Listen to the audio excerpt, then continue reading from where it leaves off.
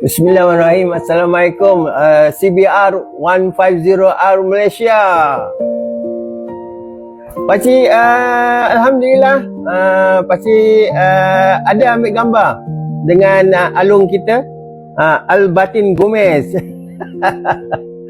Alhamdulillah, Pakcik pun rasa seronok dapat berita yang grup grup riders dari Langkawi semua selamat sampai. Alhamdulillah.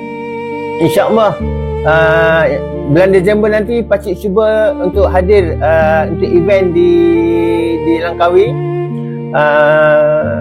Last permintaan Pakcik, tolong ya, sampaikan petition Pakcik pada grup-grup motor yang lain lah, grup riders yang lain, sebab Pakcik perlukan sokongan masyarakat mencari 1 juta riders. Terima kasih ya. Assalamualaikum.